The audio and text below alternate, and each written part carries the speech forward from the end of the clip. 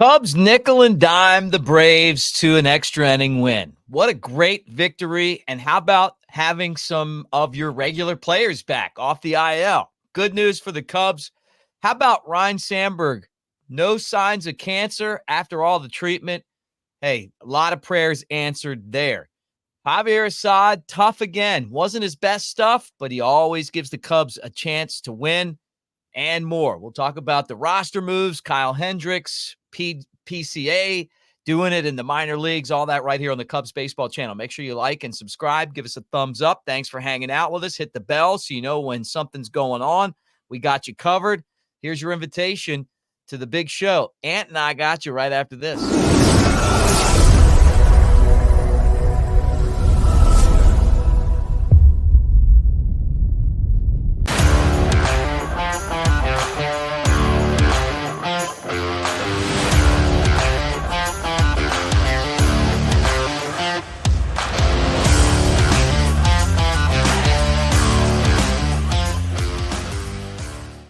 What do you say, everybody? Cubs win, Cubs win. You got to love it when the Cubs win.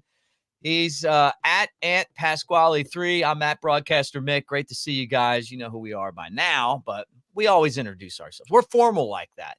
We just exactly. Yeah, exactly. Right. In case it's your first time here, hey, thank you. Welcome aboard. Make sure you like and hang out with us. Anytime you want to talk Cubs baseball. And am I in a good mood? Yes. I mean, anytime you beat the Braves, they're tough, man. And I thought last night's win was a really good win for the Cubs. First, we had nickel and dime back in there again, finally.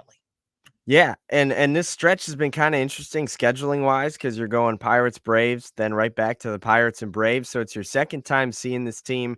They got the better of you last week in their home place. Now you get them at Wrigley, and you take a 4-3 win and kind of steal it from them for game one. And one of the big reasons why, Nico Hoerner and Dansby Swanson back in the lineup. Dansby Swanson had a pair of hits. Nico Hoerner delivered the walk-off chopper that scored Bellinger from third base in the 10th. Dansby had a crucial ball that he fielded in the top of the 10th, threw over to third to tag out Ozuna. Great awareness from him there against his former team, too, so I'm sure he's glad to get wins against the Braves. He didn't get to play him last week, obviously, and yeah, obviously Dansby was on the IL, Hoerner wasn't, but both returned to the lineup on the same day, and just looking at the lineup today, it just felt so much deeper. And with the wind blowing out like it was, you thought that the Cubs were going to put some more runs up on the board. But hey, a win is a win. Well, before the game, and we'll talk about this, Kyle Hendricks is officially going to the bullpen now, and Javier Assad isn't. And I think that's good. And I'm not trying to pit Javier Assad against Kyle Hendricks. I'm pitting Javier Assad as one of the 5 best starters that the Cubs have. And I think he's one of the 3 best starters that the Cubs have. And I don't know, you've been on here with me. I've been saying that for months now, right? But I think that this officially puts him in the starting rotation. Wasn't his best game, but it's tough to pitch at Wrigley with the wind blowing out. And the guy just battles, man. Like he just fights. I love that about him. Yeah, I think you could easily make the argument right now that he's one of the 5 best pitchers in the National League. Like, that's how good he's been this season. And when you have a guy pitching like that, you can't dare take him out of the starting rotation. But what Assad did really well today, and it's something that Justin Steele excelled at last season, was giving your team a chance to win when you don't have your best stuff. Winds howling out, you're against a really good lineup, and you only give up 2 earned runs, 3 total, 1 was unearned, and you turn it over to the bullpen with a good chance to win a ball game, and that's what Assad gives you every 5th day. Yeah, no doubt. And I think that move, Hendricks to the bullpen, means that Assad's not going to the bullpen. But this is a tough one for a guy, and we've talked about it. We love Kyle Hendricks. We appreciate the fact that he is literally a Cubs legend. He's someone that we'll be talking about as long as we talk about Cubs baseball, because of what he was able to do to help the Cubs break the curse of the GOAT, can win the World Series. But if his name wasn't Kyle Hendricks and he wasn't paid $16.5 million, he probably would have been designated for assignment, right? You just can't do that to him. He's just been too important to the franchise. He's just too good of a person, right? But at the end of the day, you got to go out there and find results. And I'm hoping that maybe this move to the bullpen will help find results, because he actually hasn't been bad the first time through the lineup. It seems like the second time and then the third time has been awful. But maybe just one time, all you got to do is get 3 outs, 6 outs. Yeah, that's what it kind of looks like the Cubs want him to do to kind of build some confidence back. I think Craig Counsell mentioned that the long-term goal is to eventually get him back into the rotation. But for now, the results just haven't been there. You can't afford to put your team in a 5-hole deficit every 5th day with Hendricks on the mound. So you move him to the bullpen. I know I talked about it on the watch party that maybe they use him as an opener because the first time through the order has been solid, and then it gets worse and worse as you go a little bit deeper. But so it looks like Hendricks is going to get probably some low leverage multi-inning appearances early and see how he handles those and see what he can do after that. Um, at the very minimum, it just prolongs the end of the road, which I think nobody's really quite ready to say goodbye yet. But if you get results, it could just help a bullpen that frankly was really good last night. I think they went 5 1/3 innings pitched, gave up no runs and only 1 hit. So you love to see that out of a bullpen that is starting to turn the tide a little bit. About Luke Little. I mean, I got to throw this guy a shout out. I've been worried about him, and then he was so just not ready at the beginning of the year. Just too many balls, too many wild pitches and stuff like that. He came in a big part of that game, 2 men on and no outs, and got the Cubs out of that. And I felt like that was the game changer in that game, right? That kept the Braves from scoring, and then eventually, the Cubs won the arm wrestling match, but they don't win without him. Yeah, he probably turned in his best outing of the season. I think you could also make a case that Mark Leiter did the same thing. Runners on first and second, I think in the 7th. And Leiter, I think, punched out the next 3 guys. That was huge out of him, too. Tyson Miller, the newly acquired pitcher from the Mariners, had a great outing, too. I like him. This bullpen's starting to take shape, and I'm not trying to say they have a great bullpen all of a sudden, but they have a bullpen that you can almost count on. Yeah, and Tyson's a really, really good guy. Really nice guy, fun, loves baseball, is a thinker. It's neat to see him come back to the Cubs after, kind of where he's been in the past. And I hope that he is able to contribute and stay on this team throughout the year, because that would be such a great story. Just kind of the way his career's gone. And the Cubs are going to get some help soon. Talking about bullpen, Drew Smyly went to South Bend. Now I know it's high A baseball, but 3 perfect innings. Okay, let's go. Yeah, 3 perfect innings with 5 strikeouts for Drew Smyly. Obviously, starting him. What's South Bend? Low A or high A? It's high A now. It used to be low A, and now it's high A. Okay, high A. So still a ways to go before the big leagues, but it seems like they're probably gonna, start him there and then give him a start in Tennessee where you'll see him, and then throw him in Iowa and just kind of work his way back up. But like, obviously, you could have been roughed up in South Bend. Like, you still got to go get outs, and he did. He looked really sharp. And so that's good news. I also read a few other injury updates. Daniel Palencia has a rehab assignment in Iowa. I'm not sure if he pitched yet because obviously he's not a starter, so they kind of have to use him whenever they decide to out of the bullpen. Obviously, they're trying to win games too.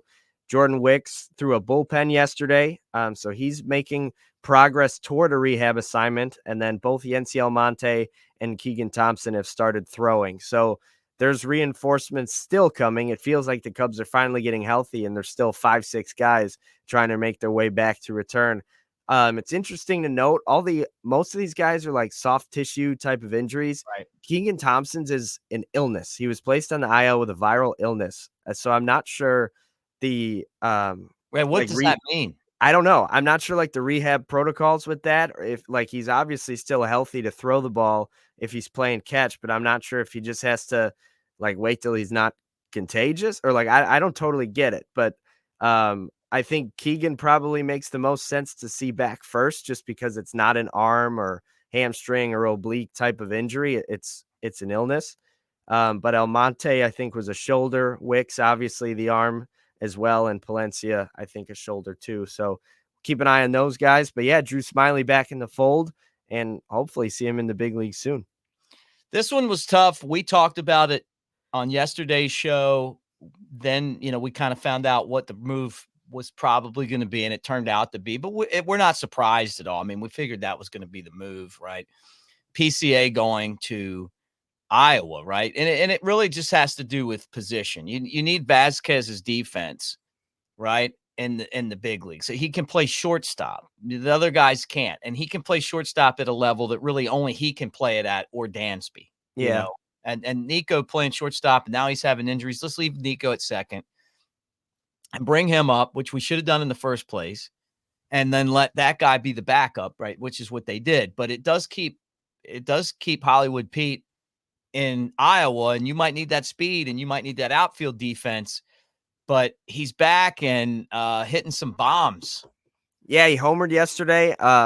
Apparently, according to Alex Cohen, absolutely crushed the ball. So it was kind of like an FU to the Cubs. I should be in the big leagues. Here's what I can do. But yeah, the moves are a little bit confusing to me. I think for starters, the Vasquez move, I'm not upset about it. I just wish it happened a week ago when it should have happened.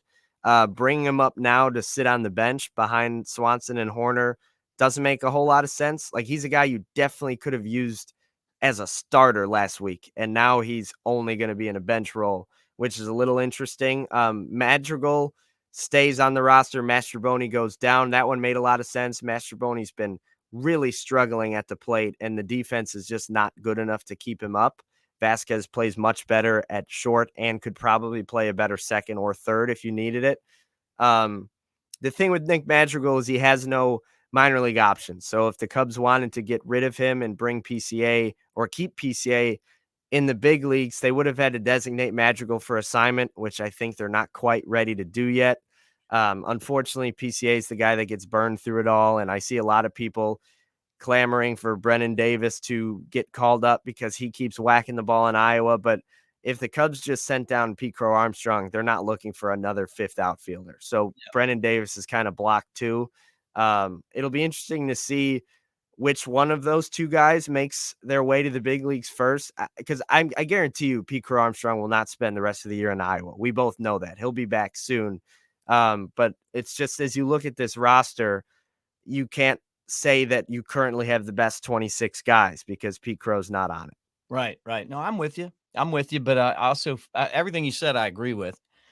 And we'll kind of see what happens there. I'm trying to figure out like what the logic was with not putting Nico on the IL, except that too. Back now, he's back now. Maybe he wouldn't have been available unless he was like such a true day-to-day. They're like every morning they were like, we might have him.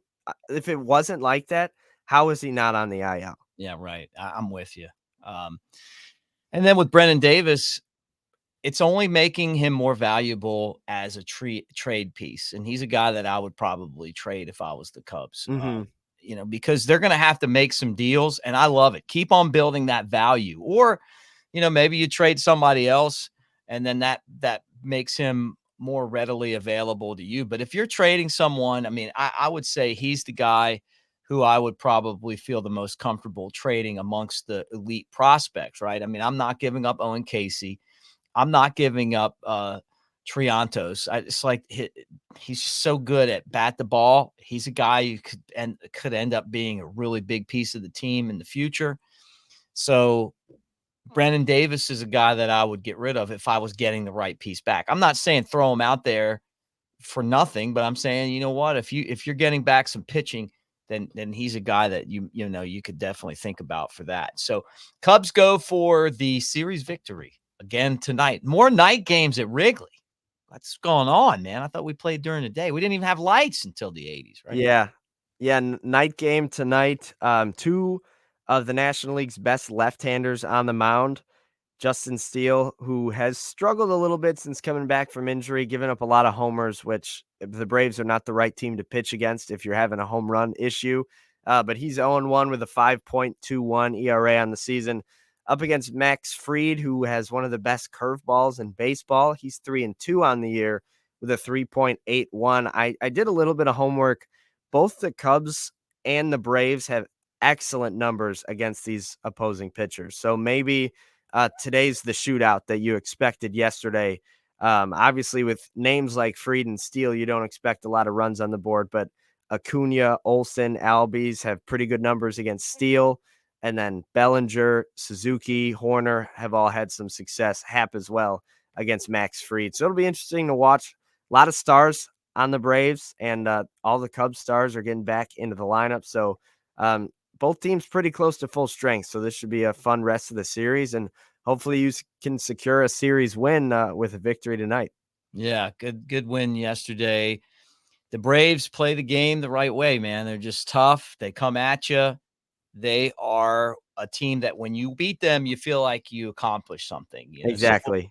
So you get now that we're getting healthy, we match up a lot more evenly than we did when before we didn't have all these guys. When we had Miles Masterboni and Nick Madrigal as our middle infield, it wasn't the same as nickel and dime. Yeah, we were talking about nickel and dime. That's like 2 pennies out there. All right, guys, get in the comments section. Jump in, tell us what you think. If anything breaks, we're going to jump on here and let you know right away. And let's keep your fingers crossed, that no one comes off on the IL tomorrow. I mean, I think that's the thing too. But what a great win! What a great win yesterday. Some momentum going into to tonight's game, and let's get this thing done. Go Cubs! Fly it.